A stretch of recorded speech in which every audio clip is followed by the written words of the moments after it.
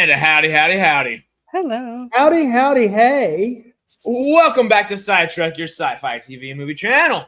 Sarah, Stormy, how are y'all doing on Great. Sci-Fi Sundays? Doing Just hanging good. with the Death Star, you know. Just Death Star. So I've got the Death Rock. If it falls on you, you're kind of dead. So I've got the Death Rock. She's got the fancy Death Star. Yeah. I got a Millennium Falcon. Wreckage from the Death Star. Darth Vader's tooth. Mm-hmm. Darth Vader's tooth. The only one, the bone that was scorched that's actually still left in the mouth. That's the right. One tooth left. It's out later pulled out in Roswell. Mm-hmm. Well, jumping in, I think we actually have a lot to talk about today. There's Bots of Murdering that just finished. There's a little foundation that might be joining back up and starting back up. There could be mules trying to take said things down there. It kind of sounds a little dreadful, wouldn't you say? Because Taika Waititi might be coming back with some Dredd. And it was I had a good one, and I cut myself off laughing at myself. Oops. But we have Superman to discuss a little bit more. Sarah's seen Superman. Were you able to see Superman, Stormy? I have not. It's just school. All right. Well, it's going to be fun to discuss nonetheless because, well, not only do we have Superman to discuss, but we got a little Fantastic Four coming out this week. So there are things to talk about. Mm-hmm. I did see the Fantastic Four trailer, and it looked really interesting. Looks good. The newest one actually looks, I think, a lot better than a lot of the other ones. Kind of gets you excited, gets you actually knowing what the plot's going to be, rather than, Marvel. White and blue and pretty and new, different, cool. You know, it's like, all right, give us like some substance. Can we know what it's about? You know, is that just, you know, the whole thing of like, you know, Tony Stark flying through the air? I mean, that's not a story anymore. I'm sorry. Mm-mm. All right. But before we get into everything, what y'all been watching this week? Star Trek as usual. Even though it was canceled, I finished Wheel of Time. So I like that. Kind of a bummer that it's ending because the third season was actually good. And it was kind of a bummer that we're not going to get any more of it, but I wanted to see it anyway. Of course, Murderbot, Superman. I watched both Accountant movies. Oh, really? Yeah. Is Accountant 2 on video on demand now, streaming? Yeah, they're both on Prime now. Okay. Yeah. So, speaking of, we were talking about the Punisher earlier because he's also that. They're all right. What else have I seen? I think that's about all I can think of right now. A little Farscape? Yes, Farscape. I always forget about. I guess because it's part of this, I don't think of it as like watching it. I don't know if we should talk about Farscape this week. Oh, the last episode. Yeah. It got a little crazy on us, Farscape. Yes. I don't know. Jim Henson Company got into that territory. Yeah, they went there. They did. And I can only imagine. Like, what episode are y'all on? A good one. Apparently. It was season 2, episode 11. Yeah. Beginning of a trilogy of episodes. Anyway, don't night. watch with your kids. Let's just put it that way. Your kids have probably already seen it. Just saying. Yeah. 50 Shades of Farscape, 50 Shades of Puppet for sure. It was interesting. Yeah. There's also like the guy from Toy Soldiers it looked like, which was cool. But all that aside, Stormy, what have you seen this week? Well, I wondered, you guys seen The Accountant, but there's another movie. Every time I hear the movie The Accountant, I always flash back to this other movie titled The Accountant that starred and was directed by and written by Ray McKinnon. And this was back from 14, 15 years ago, 2001. And it won an Academy Award for, I think, Best Short Film Play or Screenplay. And it is absolutely amazing short film. You know, and so if everyone is, you know, watching Accountant 1 and Accountant 2, go back and watch Ray McKinnon's short film titled The Accountant. It's only 35 minutes. It's got Walton Goggins in it. Okay. Yeah. I mean, it's amazingly well done, and I'm so glad he got an Academy Award for it, because it was just, it was awesome. It was so. When you say The Accountant, I have not seen Accountant 1 or Accountant 2. I saw Ray McKinnon's Accountant, and it was absolutely fabulous. So the things I've actually watched this week is the latest episode of Foundation. I got all caught up on that. No spoilers. Another amazing episode. Lee Pace just will not put a shirt on to save his life. I saw. You got it flaunted, I guess. I'm about to say, like that, I probably wouldn't either, you know. And I saw the season finale of Murderbot, or the season finale of Murderbot. Hopefully. And I got a comment on. I liked it, really, really good. I can't wait for season 2. But I got a comment on it. It's suddenly that Secbot became Pinocchio, and I was wanting your thoughts on that. Oh, I could see why you'd say that, but I don't know. He just seemed like a little kid out to explore the world kind of thing. Right? Which I guess that's Pinocchio-like, but I didn't really think of it in those terms. But I kind of like, it was very like hopeful, optimistic ending of, you know, he gets to be a person basically. Yeah, and I'm not saying Pinocchio was a animatronic, you know, mass murderer. But it was like all of a sudden, it's like, oh my God, he's Pinocchio. He sees the world. He's a boy now, and he's got this like fresh-faced innocence where he's not forced to do something because of who he is. And I thought, there's some. I smell Disney, but no. But anyway. Well, no, that's interesting because you say that, and a little. I hadn't thought about that. Pinocchio sounds like the archetype they're kind of going for. I don't know if y'all watched Pluto, the Astro Boy prequel miniseries that Netflix did last year. It's a little anime, but it's phenomenal, and it's really sad, but it's really good. And it almost feels like Astro Boy mixed into that. And I wouldn't say that almost outside of just because that's like almost not post-apocalyptic, but like a war-torn world kind of deal. Right. This is more just fun space sci-fi in that sense, but he's like Pinocchio with the weight of the world on his shoulders, kind of. Right. So it's not necessarily it's that childlike wonder while also having that weight behind him. I don't know. That's gonna be fun to watch, see where it unfolds. I definitely didn't order the books immediately after last week watching. So I might be ahead of the curve next season. I don't know. We'll see. So what were your choices for the week? Oh, SG1 in the background of playing some cards. SGA in the background of, just been barbecuing and hosting people a little bit. Oh, barbecuing. So I've had SGA on in the background just so people go see it, and check it out a little bit. A little Farscape. Got to get to SGU here in a second because we're about to start talking that on that Stargate Outpost. But when I saw Superman a second time, it was way too late and saw it after Korean barbecue at like 10 o'clock. So I had a very nice 2.5-hour nap for 50 cents. I told my roommates, I was like, we shouldn't go right now. Like, I'm always down, but after Korean barbecue, I was like, I can't. I'm going to. Oh, man. That's terrible. But I saw Eddington, Joaquin Phoenix, and Pedro Pascal, Austin Butler, Emma Stone, Ari Aster's movie. Was it good? It's totally a little time capsule of COVID.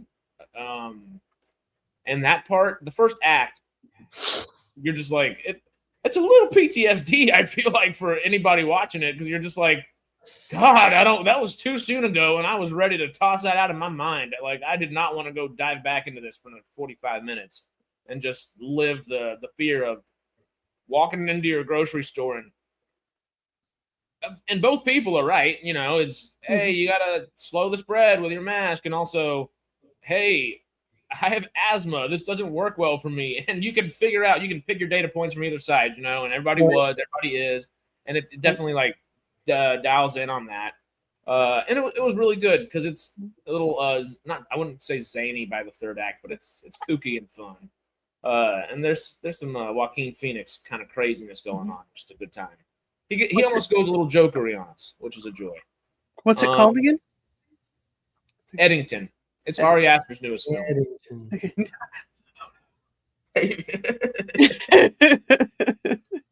Oh no! I have real quick, tiny little story. We were barbecuing on the beach last weekend, and my buddy, his son was like, "Hey, can you get your friends to come barbecue with us?" Because he just likes when we're all barbecuing and hanging out. And we're like, "All right, let's."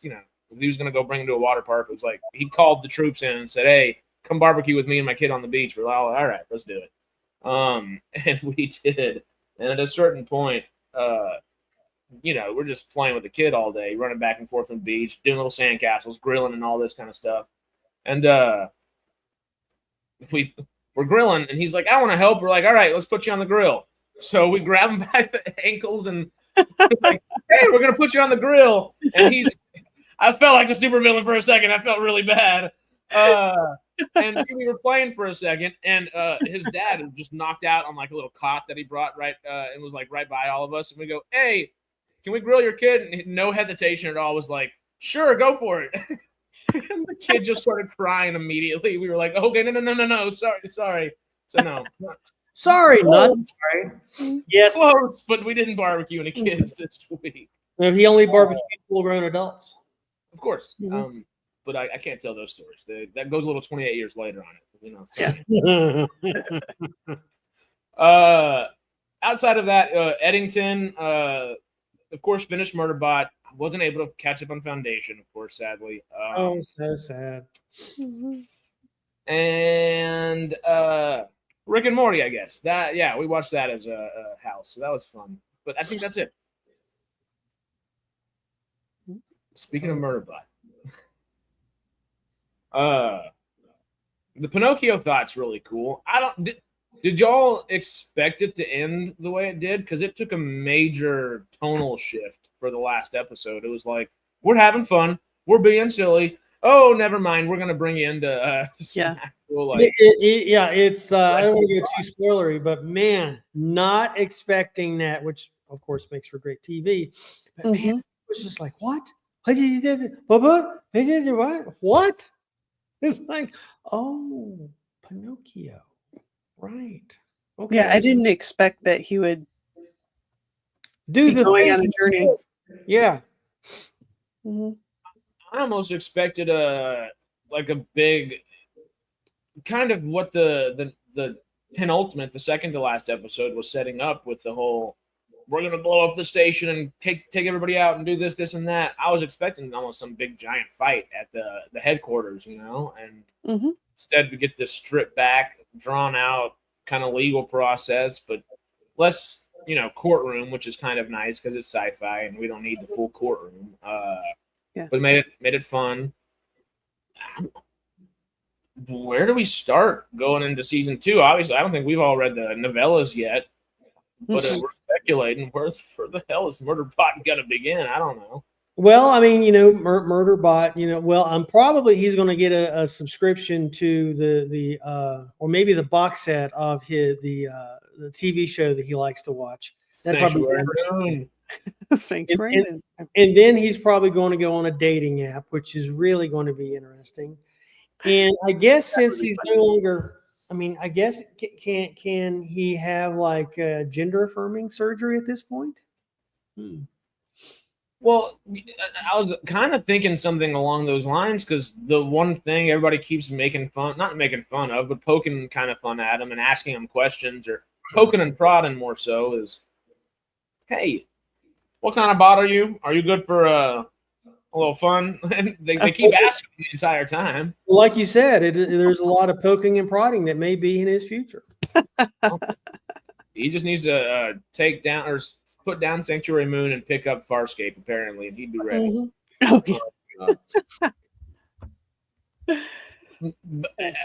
Do you think we go because I don't know. It almost felt almost like Rick and Morty-ish at the beginning of the season. Not, we compared it to it just because it's like irreverently jovial. Is that Mhm. a good way of describing it? Yeah, snarky but funny. Yeah. I like that. Yeah, kind of dark humor. I like it. But Monk. So Murderbot's a darker take on AI. Who knew? I think it's a much lighter take on AI. Yeah, Well, I mean, it's dark murder. humor, but it's a light. It's not heavy. It does have murder in the name. So I mean, there's only so much light in But that's Yeah. almost the most human thing about him, because he literally is Right. like, it sounds cool. I'm gonna choose Murderbot. Yeah, I mean, I guess if you really want to go back, I mean, it's very Cain and Abel, Mm-hmm. Ooh. Almost with oneself in a way. Yeah, so it's I mean, I can see his point about it having a really dark AI kind of end product kind of vibe going, Mm-hmm. If you said Cain and Abel, now I'm going to those kind of references. In this metaphor, would Mensa be Adam and oh my God, what's his name? Garathan be Eve? Or would it be vice versa? Because Well, it depends on which one we're going to blame everything on. I mean, Eve just got everything blamed on her. Oh, sin. It's the woman's fault. Pain, during birth. Oh, that's your fault. That's up your alley. I mean, so it depends on who we're going to blame everything on in season 2. Would it be Mensa for going out, or would it be Garathan for actually poking and prodding and eating that apple, maybe? Or would Mensa going out and finding the alien remnants be eating the apple? I'm just wondering if Mensa is the snake.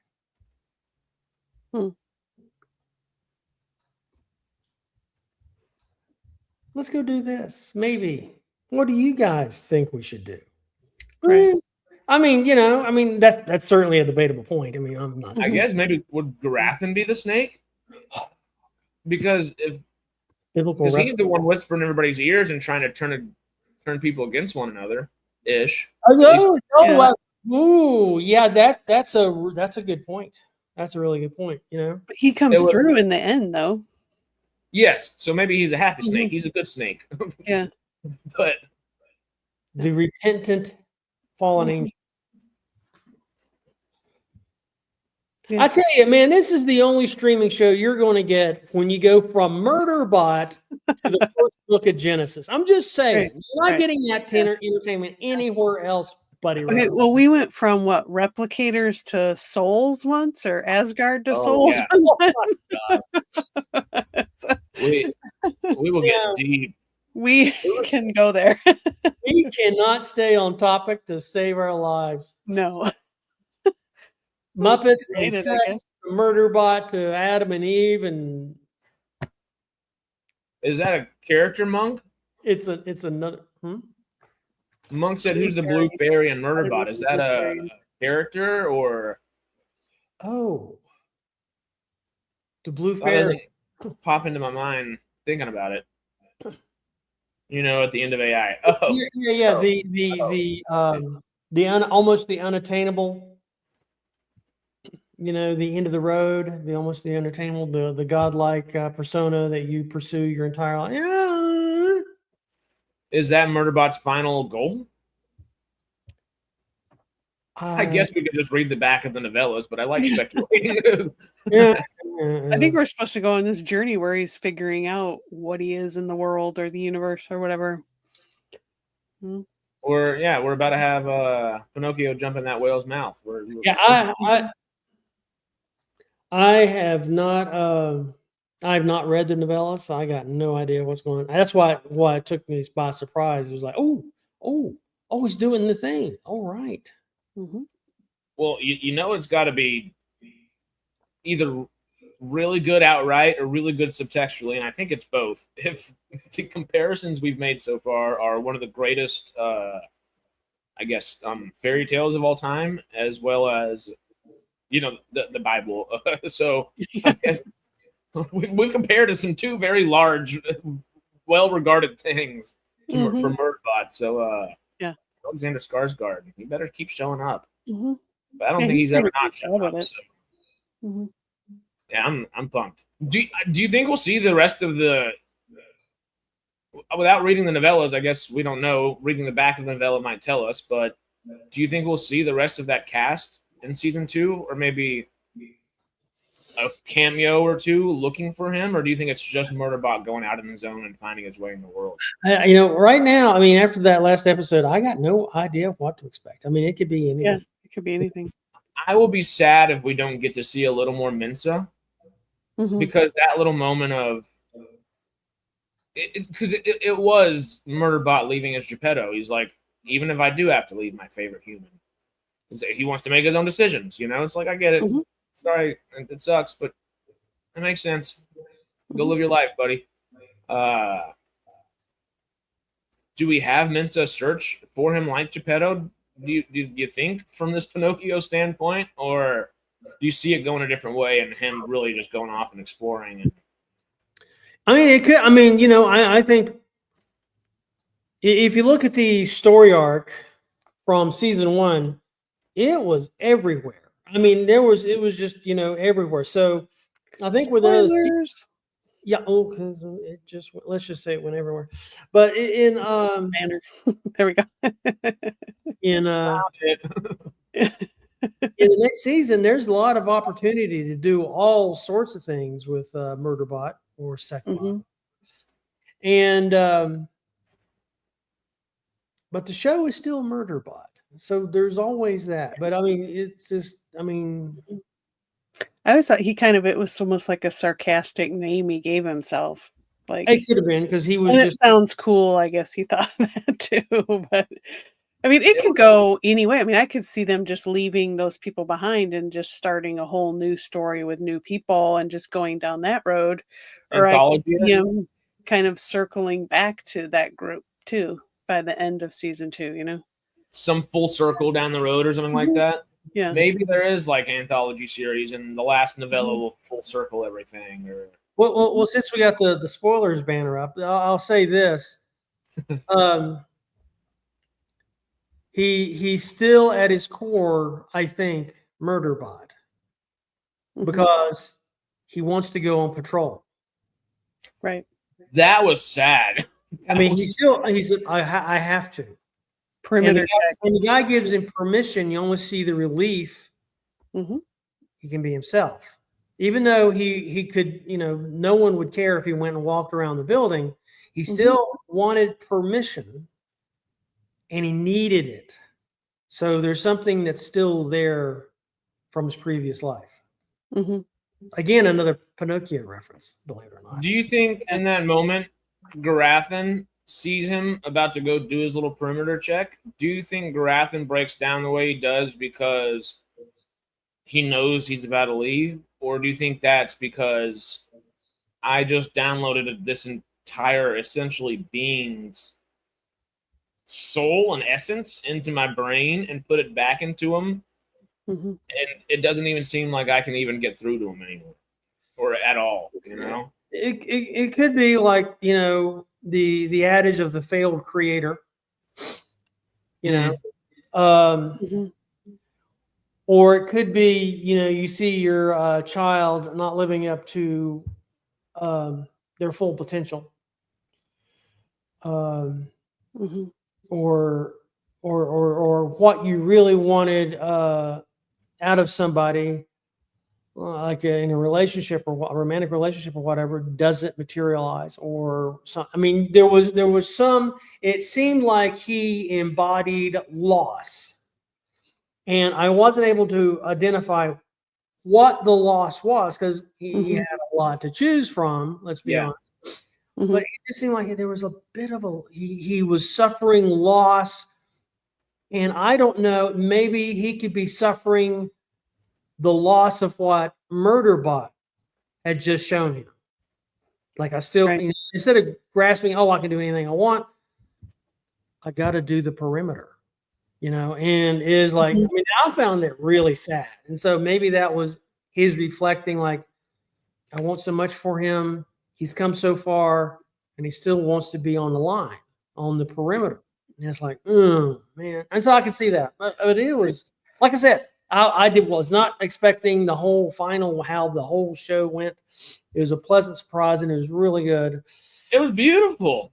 Oh, man. Yeah. I took it like he finally understood Murderbot, where he was kind of afraid of him and stuff before, and he finally understood him and was like, oh, this is someone that could be my friend, and now he's not going to have the friend. So he's sad about that, You thought he knew he was leaving. Mm-hmm. Yeah. Okay. I'm going to have to watch it again at some point. I don't know if I've fully digested it yet. Just because it threw me for a big whirl. I think it threw my two housemates watching it with me for a whirl as well. We were expecting to sit down and laugh, and we sat there for 25 minutes and just went. Yeah, it was kind of a turn.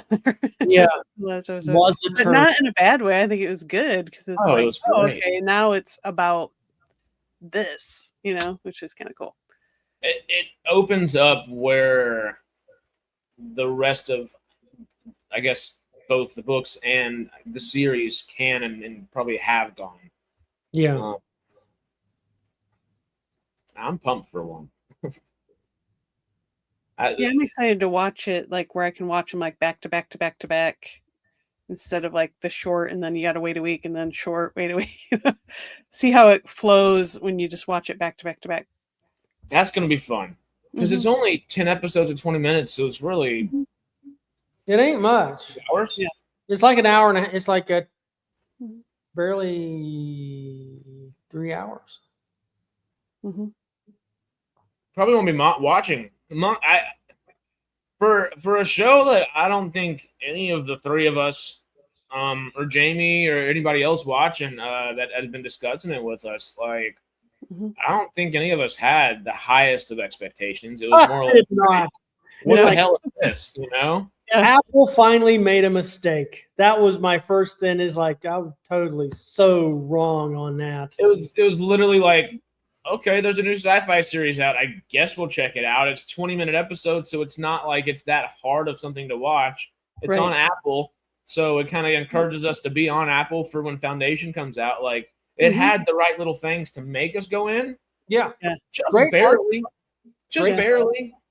It almost wasn't even the marketing that sold me. It was almost like, hey, 20-minute sci-fi show. We talk sci-fi stuff. Let's just try it out, Mm-hmm. So glad we tried it out. Pleasant surprise. Very pleasant surprise. Mm-hmm. He said, I've got the world of Wong Kar Wai marathon going right now. I don't know what that is, but that's pretty fun. Isn't that an anime? World of Wong Kar Wai? That's what it sounds like it. Is that an anime? Secular? World of Wong Kar Wai. Or am I thinking about something completely different? Oh, Criterion. Ooh. Oh, Monk's getting fancy on us. What is this? Mm-hmm. Wow. Oh, he's a director from Hong Kong. Okay. Oh, okay. Interesting. Okay. Oh. Nice catch, Secular. Good. Me intrigued. Yeah, I guess we can go ahead and jump out of Murderbot here. We've spent half an hour about talking about it. Because it was a pleasant surprise. And Monk, David, if you're on the fence about it too, I would totally suggest it. It's a good one. Yeah, it's not a huge investment of time to watch it. So, and it's one of those ones where you can watch an episode and put it down for a couple days, come back, and still be excited about watching it again. Probably wouldn't have forgotten what happened either. Yeah, I think that if you don't like it by the end of the first episode, if you're not there, you're not going to be there, because it's the first episode is really strong, and the rest of the episodes are really strong. So if 20 minutes, if it's not your cup of tea, then it's not going to be your cup of tea, and move on. The Foundation, which is awesome. Lee Pace, and without his shirt again. So without telling us exactly what happens, continuing, because the only thing I've seen, I've tried not to read any spoilers or anything since Friday, but I did see that Foundation now has its version of a Death Star? ? Kind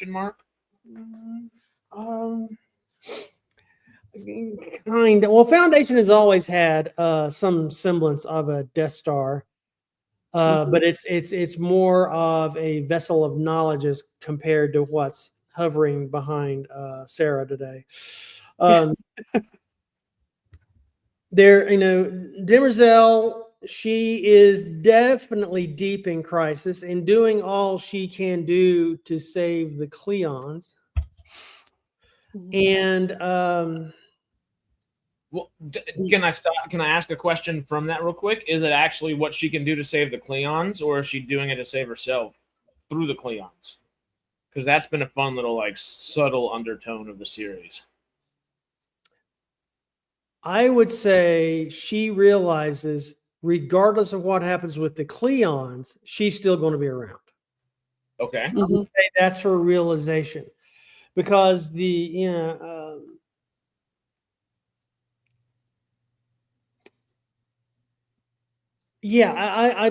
think because she's always talking about the destruction of the Cleons in the genetic dynasty over what's going to happen to her. And when she, in previous episode, she was talking with a member of her spiritual order about her, the possibility of her failing, but not because of anything she did, but because the Cleons were so out of control. So she's wondering, what does that look like? And so you can already tell she's trying to figure out what my life looks like. If there's no way in the world I can prevent this from happening. Because she's got the Radiant, right? And I can get, she has put all the information she can glean from the Radiant into that path of keeping the genetic dynasty alive. And the external events going on, like Harry Seldon predicted, is just beating them up. They're victims of their own circumstance. But she's not. Actually, she's probably the only one. She's got more choice than the Cleons do, I think, in terms of outcome. Yeah. In the term of choice, because that's, I think, the only person with legitimate choice in this series, and it shows that he doesn't all the time. He doesn't always have choices. Harry Seldon.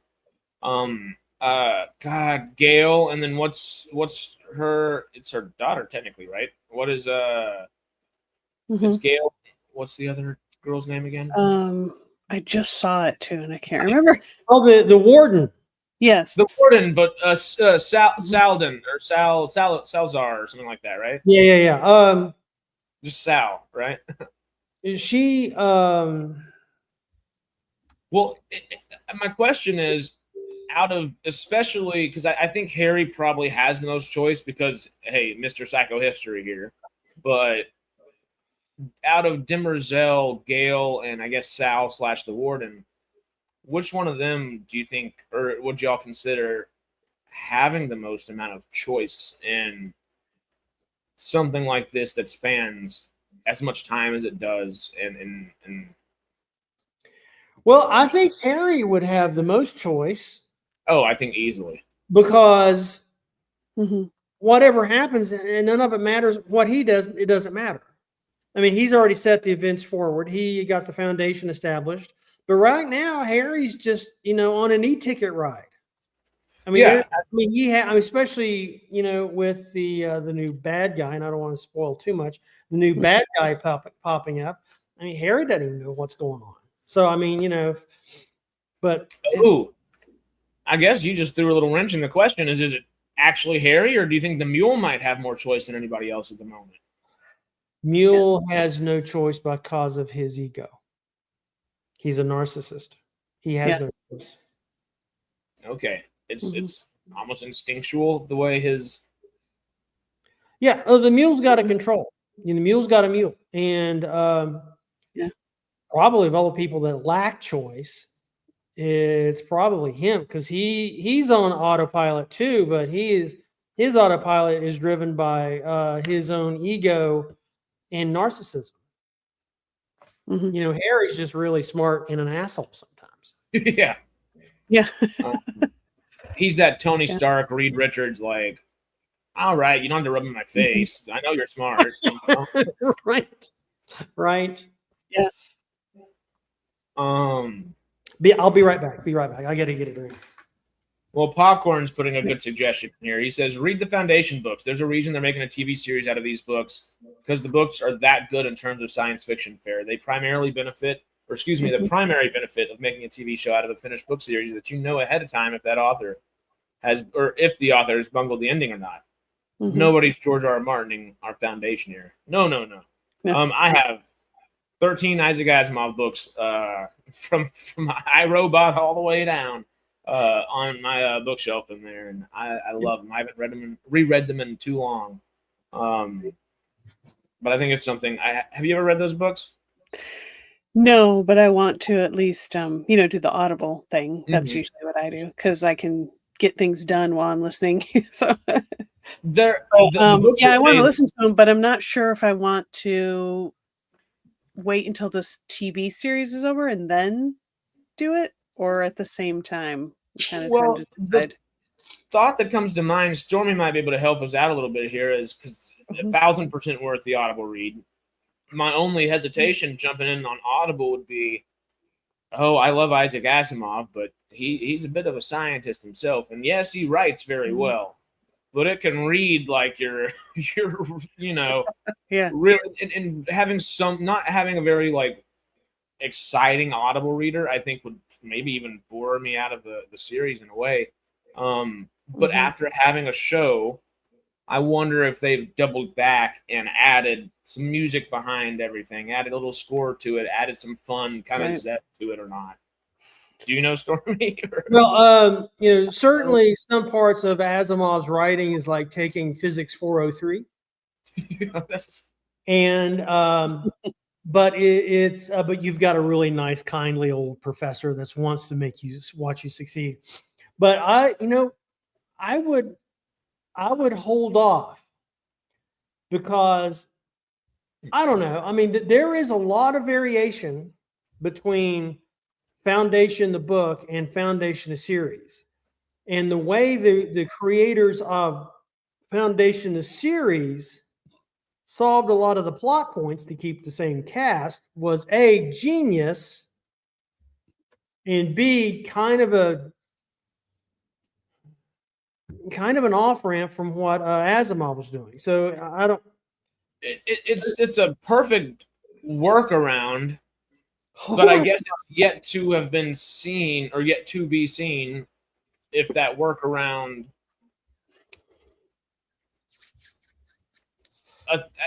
I feel like it'll work all right. It has worked fabulously so far. It was kind of ingenious, and the estate of Asimov was all for it. Said this is really good. It makes perfect sense. I guess it's not scared of how it's going to end or anything like that eventually, but it's more so, all right, they're going to stick that landing. I guess no matter if we have, because David S. Goyer and the whole team behind the show is freaking-tastic. Yeah, they got their act together. But even after, kind of the last season of The Expanse, and particularly the 2 final seasons of Game of Thrones, you hope things don't George R. R. Martin down just a little bit, You're just finger crossing as much as you can. You're like, in strong. I don't think they're the ends in sight necessarily, but... I saw this one interview with George R. R. Martin and Stephen King, and Martin asked him, how do you write so fast? And Martin, and King goes through, I try to get 6 pages done a day, try to get it clean and go to the next thing. And when you look at it, I kind of did a rough math here that King gets a new book out by the time Martin gets a chapter done. Yeah. Yes. Sounds about right. And you know, it's not that Martin is slow, it's just King is insanely fast. I mean, how many novels has he? I mean, I know he's what, over 100 novels in his time? It's crazy. Yeah, it's kind of crazy. And how many of those have been made into movies and television series? And it's crazy too. Even the short stories he throws away makes it to TV. You know? Yeah. The Lawnmower Man's an example of that. Brandon Sanderson is another very prolific writer. Have you ever, was it the Mist Weaver series? Have you ever read those? Mistborn? Yeah. I've listened to them. Mistborn, yeah. And the Stormlight, although I haven't listened to the most recent book because I kind of need to refresh my memory on the earlier books before I start in on that one. But yeah, that's very good too. Got me on to Mistborn, and it was like, oh, this is awesome sauce. Yeah, there was talk of making that into a movie or a series, but I don't know if it's going to happen. It'd be cool. Yeah, but yeah, he's another really good writer, and I'm so glad he picked up after the death of the guy that started writing that wrote Wheel of Time. That was sad, and that was a sad passing. But he did a very good job of picking up. And he said, "Well, I'll just do one more. You know, I'll tie up all the loose ends, and it'll be one book." 3 books later, it finally comes. 3 books. Yeah. But it's cool that, you know, he got to sit down with him like before he died and basically get the whole, because I think he does a really good job of finishing it out, and it still feels like it's the same voice, you know. Yeah. The thing, the cancellation of Wheel of Time, I really wanted to see the scene at Doomy Wells, the Lord of Chaos, I think it is, and where they capture the dragon, and the Black Jaw captures the dragon with the collar, and then Espadine comes in with all of the Black Tower guys, and just blood, guts, hair, and eyeball flying everywhere to free Rand. I wanted to see that cinematic. But it sounds cool. Oh my God. Yes. Yeah. You know,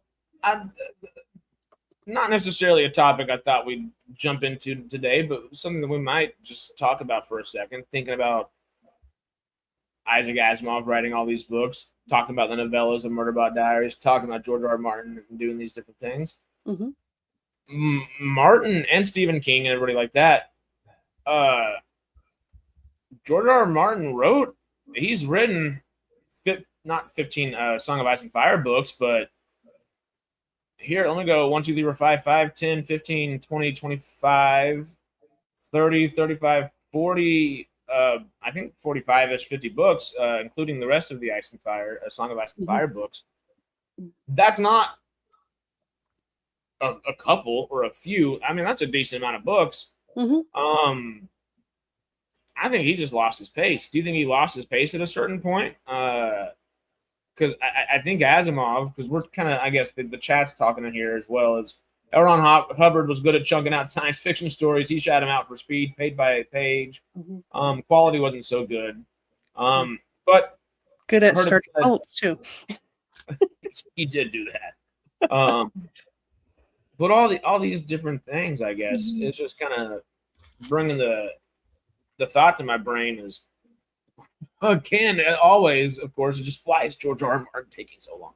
But yeah, exactly. I hate to be like that and rush the guy, but he's proven that he shouldn't be taking that long, time and time again. And Monk did. I'm not trying to go on a Game of Thrones escapade. Just the thought is very prevalent in the brain before we move forward. The last 2 seasons had more to do with Dan and Dave. Even though I wish he would finish the books. Yeah.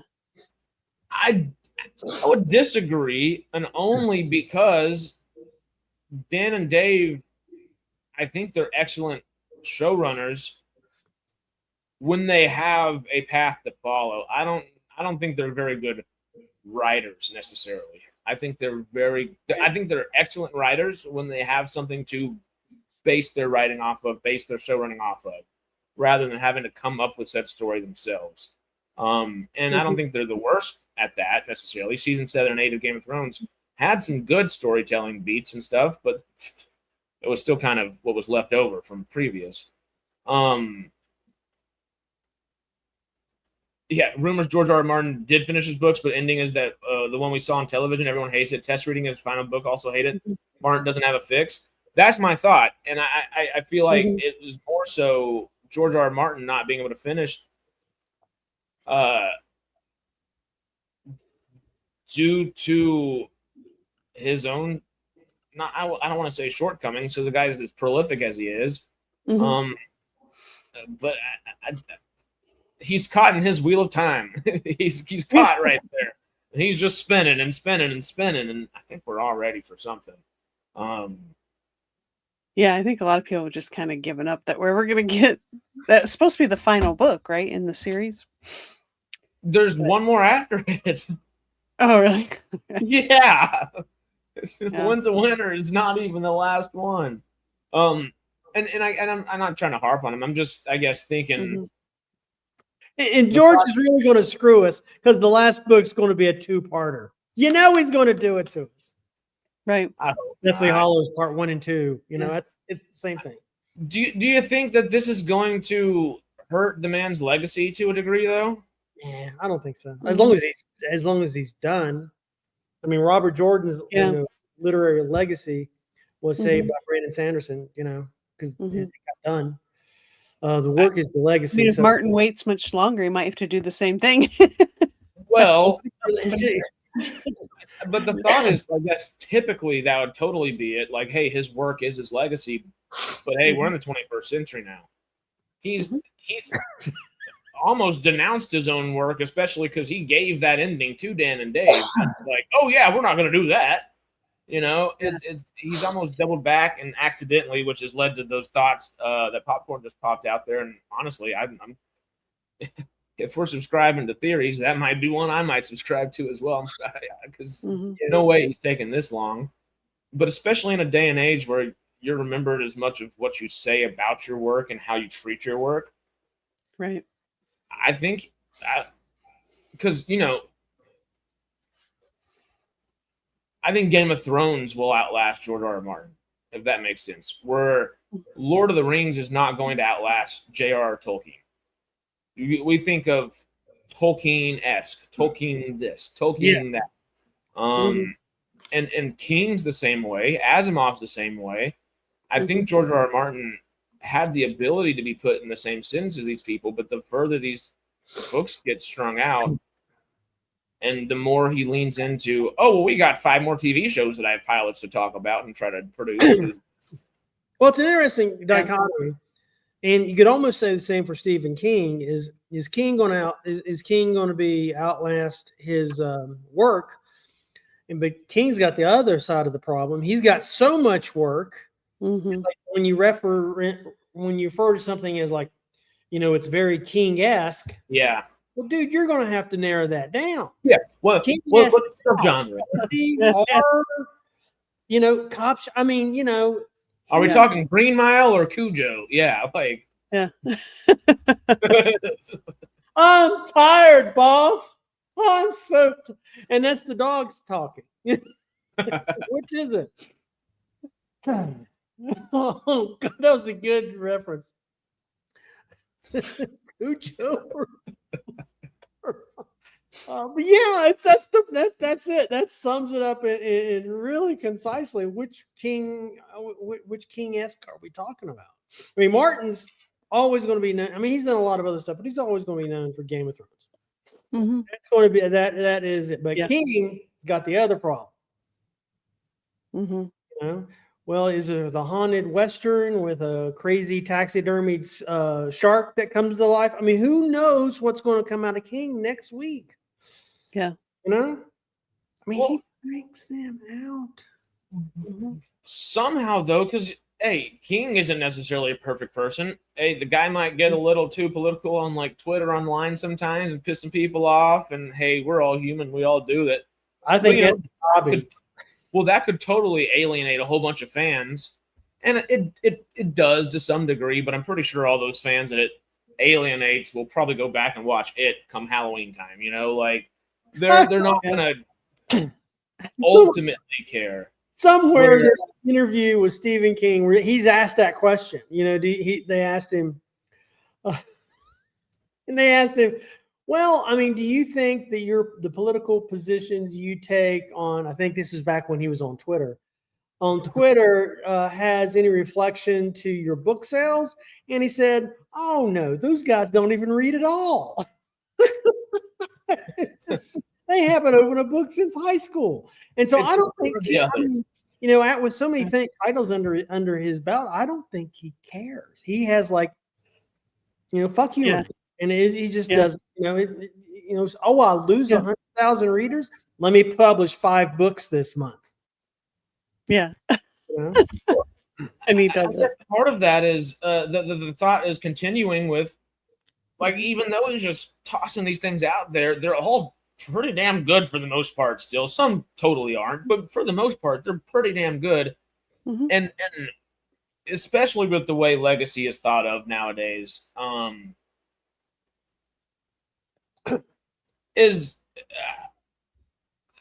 I worry for old George R.R. because King has people like Stanley Kubrick, some of the most prolific people in a whole other genre of art, medium of art, I guess is the better way of saying that,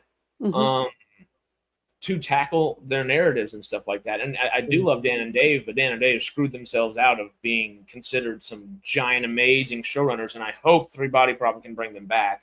Are we getting another season of that? Yeah, we are. Cool. I'm excited. I liked it a lot. It was really good. It was good. Do y'all just think George R. R. Martin, because all these other, I guess, prolific novelists that we've mentioned have also the next version of medium, an excellent version of their movies that's going to, or a movie version of their film or movie version of their book that will stand the test of time and is not just held up to a high degree nowadays, but beloved by a good chunk of the world. George R. R. Martin, his most prolific thing is Game of Thrones. And y'all know what people think about Game of Thrones now. It's like, oh yeah, I love those first 6 seasons, and beat me over the head with a baseball bat before making me watch the last 2 is kind of the way people think about it and talk about it. House of Dragon is bringing a little bit better back, but season 2 didn't wet people's whistles that same way. Right. Is that going to hurt his ability to actually have a true legacy? Because all of his other novellas and things that he's written that are good haven't gotten good adaptations. Well, that's true. Real quick, the biggest flop of this year is Paul W.S. Anderson, Mila Jovovich, whatever their little Monster Hunter type movie was. That was a George R. R. Martin novel. A George R. R. Martin novel is the biggest flop of the entire year, film-wise. Well, going back to what Secular Monk was talking about, how King hated Stanley Kubrick's version of The Shining. Mm-hmm. King hated just about everything that was made from his material. Mm-hmm. And up until there was, I think, was it 4 Past Midnight? Was that it? There was one, and it seemed like it was all, the studios would buy it. They get a shit production team to go do it, and finally, King really did like how the original Stand turned out, that miniseries. He really liked. I mean, he said this is great. I wish everything else the Stand. Right. I really like that too. It's good. And it had great stars, up and comers. And Gary Sinise. Mm-hmm. It had Rob Lowe, Molly Ringwald. Yeah. And it was very well done. And King had a long stretch where movies that was made from him, from his work, he had very little creative control. And I think over the years he's gained more creative control. Just let's stuck to that. Well, hence taking a couple extra bucks. Well, excuse me. Talking about all these things of legacy. Superman Legacy was the original title. I still kind of like the title more than just simply Superman, because now I'm like, wait, which one am I watching? I'm confused. You got to say Superman 25 now, or Superman. I'm just gonna call it Super Gun, really. But now that you've watched Superman, Sarah, before you got to run out of here, I know we just kind of went crazy on some legacy for a minute there, but what was legacy? Building a new legacy. Yeah. How do you think Superman turned out? I think it turned out really good. I liked it better than I thought I would. I think it's one of those movies where I think it's a better movie than what the trailer shows you, I think. For sure. And what's his name is a really good Superman. I agree with people saying like he's like up there with Christopher Reeves as far as portraying the character and stuff. And Lex Luthor is great. Really like that. I didn't really have any problems with it. I mean, it's the best movie I've ever seen. No, but it has some good heartfelt moments. I really liked the chemistry between him and Lois, and that, we got to have more of an established relationship instead of having to rehash origin story, love story, all that again was nice. Yeah, it was really good. I like, the pocket universe stuff was kind of fun. And I like the dude that can clever way of doing elements was fun. Yeah. So I really enjoyed it. I didn't think there was really anything that woke about it. I wasn't really looking for that. I thought the robots were fine. I just didn't really care about the robots, like we were supposed to care, but you just don't, because they just aren't able to build that, I think, into the story or whatever in the time they have. But I really enjoyed it, and it definitely, I mean, they are making a second one, right? Supergirl, I think is already done filming. So, there's a lot more. They left it, there's a lot more different directions they could go with the story, and so I enjoyed it. It was fun. Yeah, my husband really liked it. He really loved the dog, of course. He thought that was hilarious. Crypto does well. Oh, you know what else I watched this week? Yeah. What? Fess up. We literally watched Superman the next day, because it was way too late. I did not get to. I of course slept watching that second time watching it. But we watched Scooby Doo the next night. Just kind of put it on in the background. James Gunn's Scooby Doo. I was like, all right, this is why he can write a dog well. That actually makes more sense. I forgot about this. He did a Scooby Doo movie. That's funny. Okay. He did both of them. The live action Scooby Doo movies. I haven't seen either one of them, but those were my childhood. They were so good.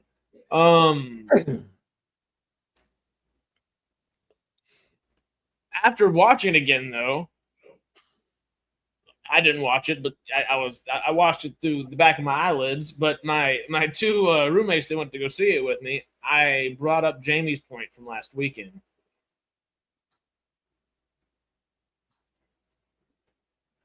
And I hate it, but Lois Lane has absolutely nothing to do in the movie. Realistically, she could totally not be there. She has, I think, the second best performance acting wise. But my roommates, after I said that, I was like, "Hey, Storm, I just read your name there, Stormy, right here. Howdy, Donnie." When she said that last week, I was like, "Huh?" And my roommates had the exact same reaction. Do you agree with that? Or, I mean, yes, the movie's called Superman, not Lois Lane, but a quintessential part that shows the humanity of Superman is Lois Lane. And I guess she worked for that aspect in here, but I don't know how they would have worked her, but would you have preferred her to have an actual, like, arc? It's...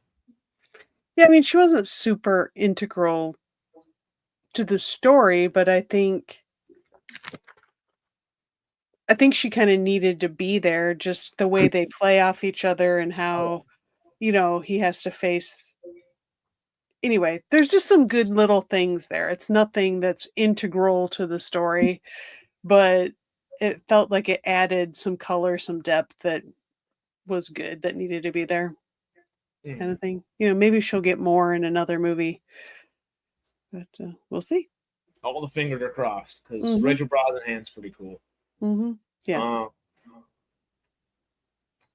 I guess what was your favorite and least favorite part? If you had to give us a good, bad, and ugly from it, you heard all of our airing of grievances last week. So, what would you be thinking? I thought the part where Lex kind of goes off on being envious of Superman was really good. That part, and when Crypto beats him up, it's good too. That's good. Oh yeah, spoiler. Try not to be too spoilery. What was my least favorite part? God, I don't even know. I think when they were fighting the giant dinosaur thing, that was kind of just a little bit sorry if there's background noise. Just fighting the giant monster thing. I don't know. It was just like, it was okay, but it's like you've seen that 100 times before in Marvel movies and stuff. So, but it wasn't one specific moment in the middle of the monster fight scene. The squirrel thing. I love how Jay was like. I just kind of roll. I was like, oh, there's the squirrel scene they were talking about, and I was like, it was just kind of. I mean, I guess it's nice to show that Superman cares about all life, no matter how small it is or whatever, but it was a little cheesy. I guess it's a moment for the kids or something, It wasn't horrible. It was just there. It's funny. You remember my hang up? Not my big hang up, but a little hang up that was like, it's just not the character. Did you mind? Like, obviously, contextually, it makes sense for the moment, but do you mind shedding the tear when he does? Is it kind of like, all right, or is it like, okay, this makes sense for the moment? I think it made sense for the moment. That's fine with it.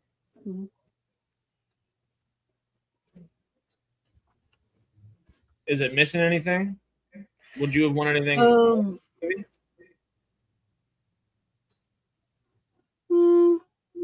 I think it was pretty good. Sorry, I'm a little distracted. My daughter's making a bunch of noise in the background. I'm sorry if you can hear that. Okay.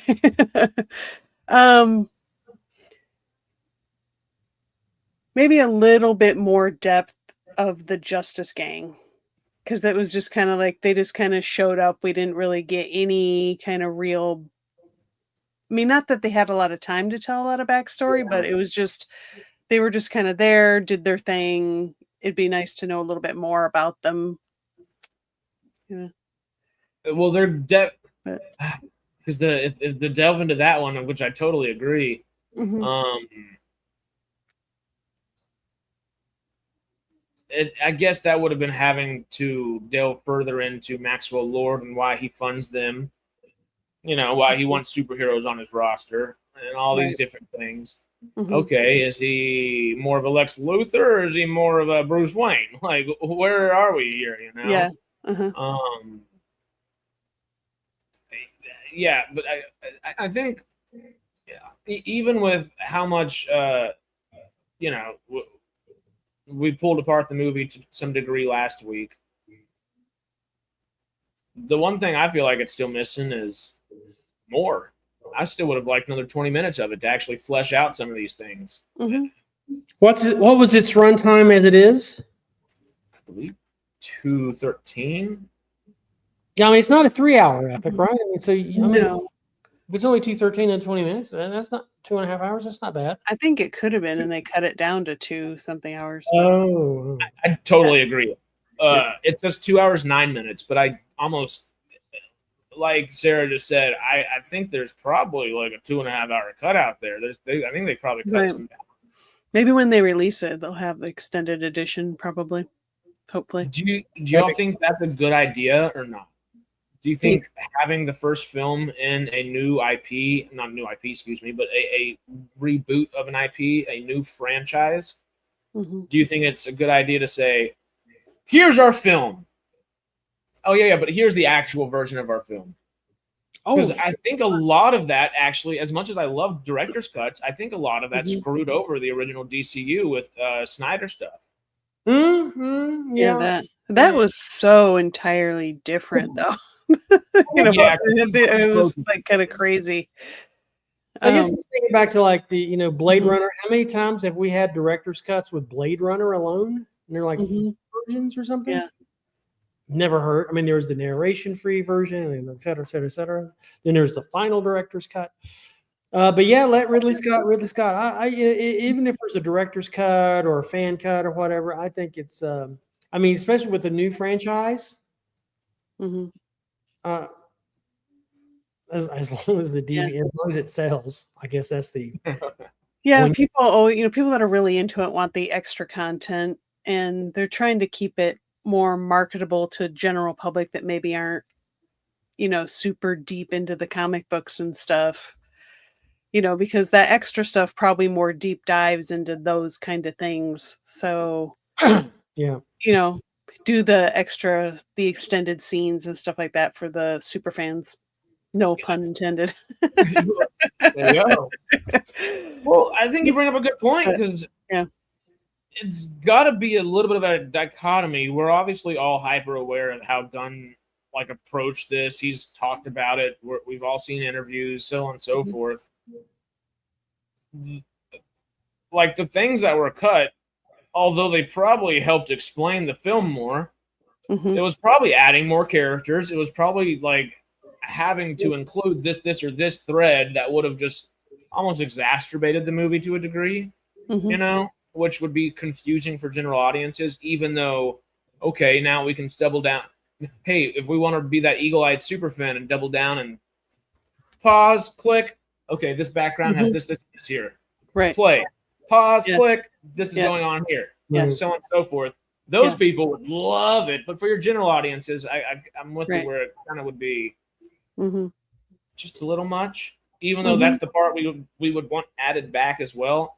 I just don't know if it's a good idea for the extended edition for a very first film in a thing like that. Maybe after like 10 years, do all the extended editions for the first batch of things. I don't know. Yeah. All right. Anyway, guys, I got to get out of here. So. All right. Well, good luck. Happy summer. Sarah's good seeing you again. Yeah, good to see you. Hopefully you can come back next week. Well, I'll be back on Saturday. Harris will be back Friday, right? Maybe? Yes. We didn't have Stargate Outpost this week, did we? Or am I crazy? Or was that this week? Or no, we had it last week. There's no Outpost this week. It's next week. The week after. The whatever that is. The 30th? I've been barbecuing too much. The 30th, I think, is our next Outpost. Okay, cool. Can you guys hear the background noise on my microphone? No, that sounded pretty nice. There's like a flurry of fighter jets over Las Cruces right now. Oh. And I'm just like White Sands is just on the other side of the mountain, White Sands Missile Range, and so it's like, I mean, I'm surprised you can't hear it because I mean, there's this roar going over the house and just like one after another, they're dog fighting or something crazy. Anyway, I'm glad they're not. Bye, guys. See you later. See ya. Bye, everybody. Bye. So Harris, after Superman and after Murderbotting, after finding foundations, we'll get to a little dreadful news in a moment here. But while we're talking about superheroes, Fantastic Four comes out in 4 days. Yes. Do you already have your tickets? No, my roommates and I were thinking about that last night, though. I will probably have them by end of day today, if I had to guess. Actually, I'll buy them right now. I'm kidding. I'm not that kidding, though. I'll probably do it right after stream now that I'm thinking about it. What have you done, Stormy, to get jets tracking you down? Yeah, that's it. The jets they're still. So what have I done for what? Let's just get jets tracking you down. Oh yeah. What is your excitement level for Fantastic Four? I guess before you say that, what is your excitement level for new Marvel projects? Did you see Thunderbolts yet as well? Is the addendum to the addendum? No. It is. I mean, I'll eventually see them, I'm amazed you can't hear that. They're still doing whatever they're doing over Las Cruces. So yeah, I mean, I'll probably see him after class is over, after I'm done. Because after my stats class, I took a month off and caught up on everything. But still, I didn't see those films, or I didn't see Thunderbolts. It's just Because you did see Captain America, right? Oh yeah. Right. And that probably dampened the excitement. Yeah. Yeah, and it was, and I just didn't like it. I mean, it was okay. It wasn't the actors' fault. They're really good actors. There was something that was just, it's like they were trying to make two different movies and squishing them into one. There was just something about, and I thought, the Colonel was, the Colonels had really quick, crazy change of heart. And then the president said, oh, he's had another crazy change of heart that went back to where he was like a week ago. And it's like, none of this makes sense. It was a bit of a funky movie. Yeah. And it just, I don't think it sat well enough for people to go even check out Thunderbolts, aka the New Avengers. I think you would absolutely adore the New Avengers / Thunderbolts, though.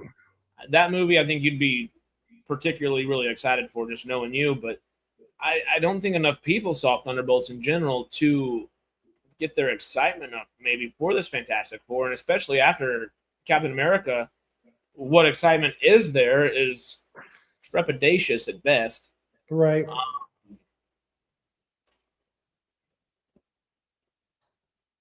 It's got a big hurdle to jump over, especially with Superman out right now. And whether Superman, like we've said, is an excellent movie or not, which it really is not. It's a good movie. It is a solid movie. It's a solid movie. Give me 1 second. I got to do something. But yeah, Superman feels like a solid movie. I wouldn't necessarily classify it as it's not good, but it's not like great. It's not going to like move the needle for superhero filmmaking by any degree. I don't think Fantastic Four is either, but I think people are expecting at least a better actual quality film, if that makes sense. Yeah, I mean the trailer was good. We got a little bit of story out of the trailer, but there was something about the character Ben. His voice didn't match the body. Really? I didn't think it's like it just didn't match the body. The voice was something that you'd hear in an Abercrombie and Fitch ad. It just didn't come out of Ben. Huh. When I heard it, it was kind of startling. So, well, that doesn't match, Really? But the story seemed, at least the story that was portrayed in the trailer, seemed to be okay. Yeah. I guess I'm more jazzed about Fantastic Four than I was with Thunderbolts. Cool. Okay. Well, I'll still wait for it to come out on streaming. Is part of that like the sci-fi kind of elements to it? Like, hey, we're in a different universe. We have kind of not flying cars, but we have their cool little thing. We have Herbie, the little sidekick robot. All these little elements. Yeah, maybe. I don't know if it's the sci-fi thing, but it just seemed like there was some story that they were trying to put forward, and they communicated that in the trailer, which is kind of an art form to itself these days, getting a story across a trailer. But I'm still probably still wait for it to come out on streaming. Not because I'm disliking Marvel or anything like that. It's just because I'm just too damn busy to leave my house. Hey, touche. Too frickin' J. Yeah, it's one I don't know how to feel about it. I feel myself starting to get a little bit more excited. So many feels. But also, that trepidation comes right back. Right back. I don't know. Marvel is in an odd place. It's obviously fun for us to kind of be able to do this and talk about it frequently. Oh, yeah. And engage in. But damn, has it been frustrating the last 2 or 3 years trying to gauge Marvel. You know what you could even call it? Dreddful. Oh. Ooh. Did I do it for a third time? Oh, that was the third. Because now I need stitches 3 times over. I mean, man, you must have been holding back with that one for hours. No, that was about 3 minutes, maybe. Oh, man. But we have a new Dredd movie coming from Taika Waititi, who might have been part of that downfall of Marvel the last few years, sadly, because I love me some Taika Waititi, but he just hasn't been firing on all cylinders either, and sadly neither is Marvel. But another comic book hero, Dredd is a comic book hero, I guess, and graphic novel more so, but whatever.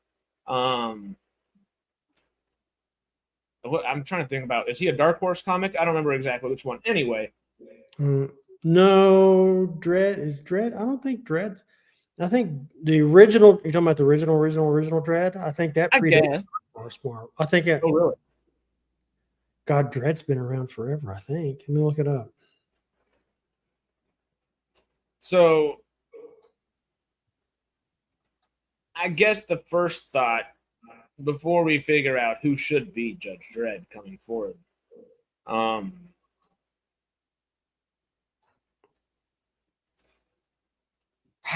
I love Taika Waititi, but those last 2 films he's made have not necessarily been great. Does that halt excitement for new Dredd? Or does it just bring confusion? Because I don't know if it halts excitement for me necessarily, because if he Jojo Rabbits this a little bit or anything like that, I'm down. But after Thor Love and Thunder and Next Goal Wins, I don't know if Taika's mentally in the right place. Obviously, we don't know that. I haven't talked to the guy in the last couple of days or anything like that to say, hey, buddy, how you doing, Yeah. And none of us have the ability to yet. Hopefully, give us your phone number, Taika. We'll hang out and call. I'll FaceTime you and say howdy. Cool. But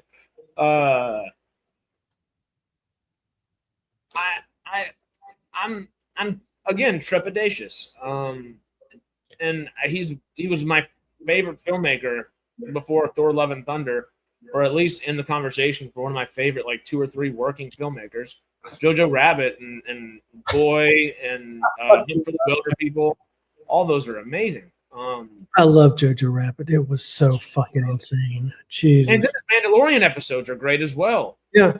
The ones that he directed are really good.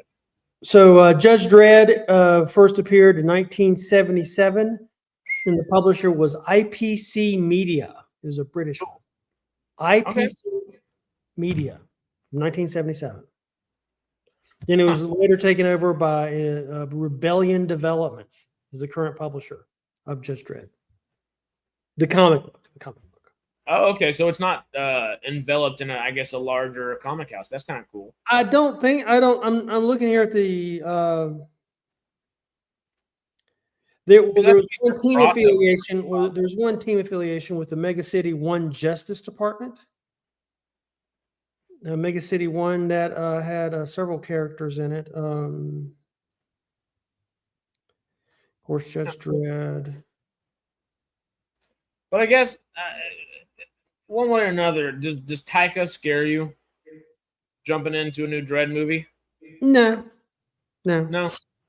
You think this is him saying, I can get my mojo back? I never lost my mojo. Yeah, those last 2 were a little funky, but hey, I was having fun. Yeah, I think he's realized that he can't just spend all this money and use all these cameras to have fun. He's proven he's a very good storyteller. Uh-huh. He's also proven that he needs a really good producer. He needs the rain in. Yeah. Because Love and Thunder, somebody should have said no to the goats. I'm just saying. A multitude of times. Yeah. Next Goal Wins. I don't know if you saw that or not. With Michael Fassbender, is not a bad movie. It's got some really nice, sweet moments, but it's definitely not a good movie either. It's not good. It's just, it doesn't move the needle necessarily. Right. It felt like a continuation of Love and Thunder that tried to get a little heart back, but just almost forgot what the heart was by laughing so much. Which has been my worry with James Gunn a lot recently in more recent years. I think Superman solidified that, James Gunn still has it. When he wants to do it, he can do it. I don't think the movie's great or perfect by any means, but it's a damn good, solid movie. Like we've kind of said a few times now. I hope Taika can have that with Dredd. I hope Dredd can be his Superman. But part of that is casting Judge Dredd himself. So why and how should we have Sylvester Stallone come back? Because he's 1,000% the right choice. What character? I mean, I'm not very up to date on the Dredd universe. Well, I guess just the main character of. But Stallone is the main character of Dredd, or some other character in the Dreddiverse. No, I was joking about Sylvester Stallone's version of Judge Dredd back in the day. It's not all that great. I am the law. Yeah, it's But of course, as people keep saying in here, Karl Urban. Well, was an amazing Judge Dredd in 2012, I believe, was the movie. Yeah, he's done a lot of good work. Even the crazy stuff, he's done a lot of good work. He's having a bit of a renaissance. So, really depends on the tone that he sets in the Dredd film. If he keeps the tone of the Urban one, it should be great. I think he might try to. Don't want Pedro Pascal being Dredd. He would want the helmet removed all the time. I think these are honestly kind of good points. You want a character actor that is both, and this is the hard part. It would be, I guess, beneficial if they did have Karl Urban back to utilize his newer fandom. Everybody just being excited about Karl Urban in general. But John Campea brought this up the other day whenever they announced this, and I was watching, and he made a really good point, was he's already been Judge Dredd, and yeah, that movie's damn good, but not a soul went to go see it in movie theaters. Doesn't matter how many people love it after the fact, and it's become a niche thing. Not a soul went to go see that movie in movie theaters. It was a capital B-O-M-B. It was Hiroshima bomb level. Like it was a big old kaboom, Would Karl Urban having his renaissance nowadays, being Billy Butcher, being the next Mortal Kombat guy, now he's been in Thor Ragnarok. He's done kind of some larger scale things as well. Obviously Star Trek, Mr. Dr. Bones as well. Would that ability to bring a box office success be changed, or would I guess I'm not familiar with what studio Taika's making this with. I need to Google and figure that bit out. Well, I mean, do you think they go with a more prominent actor that is more easily sellable than Karl Urban? Dude, even though I don't think he's not hard to sell nowadays either. He hasn't been hard to sell since 2001 when he played Eeyore. Lord of the Rings, Éomer, yeah. But he's an amazing secondary character. As that full lead, he hasn't sold movie tickets, What was there was he was what was he was in one of the Pitch Black movies. He's been in a ton of stuff. I mean, I think he's easily bookable. You know, easy. I think he's a good draw. I mean, because if he's in it, he's not going to suck. If they have to go another route besides Karl Urban, even though that's the route that I think people that really like Dredd would want, if they're thinking about your casuals, your average Joes, your normies, as they would say, the normies, who could be a good Judge Dredd? That is a bankable actor currently. Who I don't even want to say it. I don't want to put the thought out there for them to cast. Do it. See if we care. Because I'm not convinced he's an amazing actor yet. He's done a couple pretty good roles. I think Frankenstein with Guillermo del Toro will let us know if Jacob Elordi is really that pivotal actor for a good generational actor, might say. He's the kind of bad guy love interest in season 1 and 2 of Euphoria. He played Elvis and Priscilla. He's been in a few other things. He doesn't talk a whole bunch, and he's kind of got a mean face. He's never really smiling. Yeah, he's got that. Well, what about Thomas Jane? He's too old. I love Thomas Jane so much, but they're if you in the way they're thinking, unless they're gonna do like Old Man Logan for Dredd, and then like have this grizzled guy walk around and I'm this old cop that's been going around and I gotta. He certainly had that old cop vibe in The Expanse. Yeah. Oh, totally. I just don't know if they want to potentially, I guess is the big quotation and underlining word there, is potentially start a new franchise with an older actor. Yeah, so if it's not grizzled old Dredd, I think they want grizzled. Streetwise. Because Monk just said if not Karl Urban, Alan Ritchson could do it. I don't think Alan Ritchson would be a very good Judge Dredd. He smiles too damn much. And that's not a bad thing, but I'm not seeing it. Jacob Elordi will not be James Bond. I really can't think of anybody, because I'm not that much into the character or the franchise, and so I'm just drawing a blank, man. Juliet brings up Jacob Elordi is up for Bond. He's not going to be James Bond. Don't know that for sure. But no, yeah, not going to be James Bond. I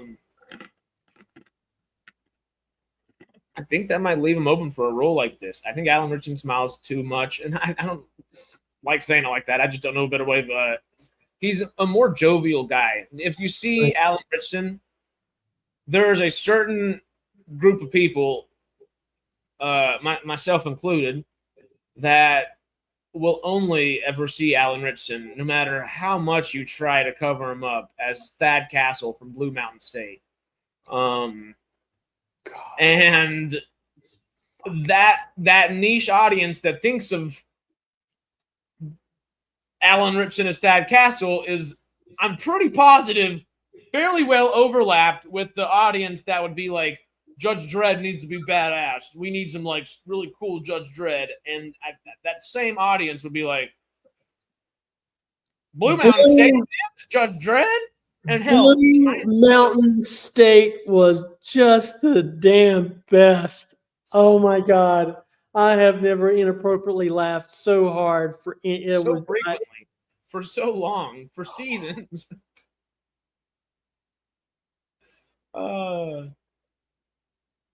Ooh, okay. Oh. David just tossed a little wrench in the Judge Dredd casting here for us here. Dredd has a limited appeal, unlike Superman, where parents and kids go to see it. They can't here. Well, I guess parents might. Joe Manganiello. Yeah. He would be on the older end of it, but I don't dislike Robert Pattinson was in Twilight and then Batman. What was your point? How hard did Robert Pattinson painstakingly work to change his public image over an entire decade plus from being Twilight Robert Pattinson to get to Batman? Robert Pattinson Alan was Richardson is not. He was Twilighted. Well, actually, I guess Alan Richardson has painstakingly, to a degree, changed his personality from that Thad Castle. But what it is now is, oh man, let's go to church on Sundays. Read Ephesians 4:14 or something. I don't know. I don't know if that's an actual good quote or bad quote. I'm just saying numbers and things I know actually exist in the Bible. I don't know if we're going to get, I don't know if biblical Alan Richardson, as cool as the man is necessarily Judge Dredd, you know? Or Batman. Speaking of Batman, he wants to be Batman. I don't know if they don't correlate. You need someone who I feel like has not grappled with their religion, but with their existence more so, and further than that, I don't know. That gets into some deep conversations per character and just how an actor approaches jumping into a character, et cetera, et cetera. And all of it's so interesting and doable in different ways. And yes, he could prove us wrong, but I think an Elordi might be a more apt case. And Elordi's as tall as Richardson. He's not as boom, boom, boom, boom, walking around with muscles that are just popping out of his shirt necessarily, which I guess he could work out to do, but is that necessary for street cop? Well, if it's if it's a street cop for Brooklyn Nine-Nine, probably not. But for like a street cop from that's a judge from the Judge Dredd universe, probably, or Judge Dredd universe, probably so. Well, dude, I gotta escape out of here. I gotta run.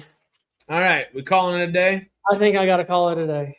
Yeah, hour and a half into her. We've got a lot of topics down today. We did. We knocked it out of the park. I think, long story short, just recast Carl Urban. Come on, We'll be fine.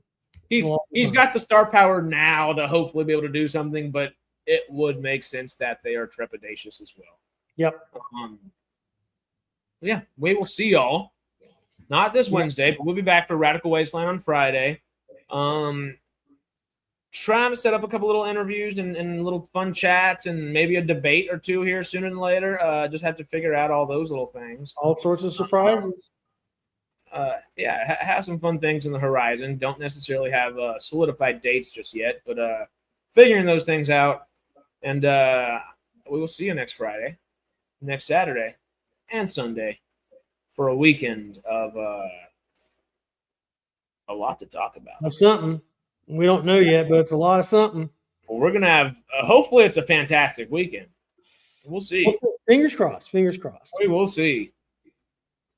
But that has been Sci-Fi Sundays. Thank you, y'all. Good seeing everybody. We appreciate the hell out of y'all, and we will see y'all soon. Peace.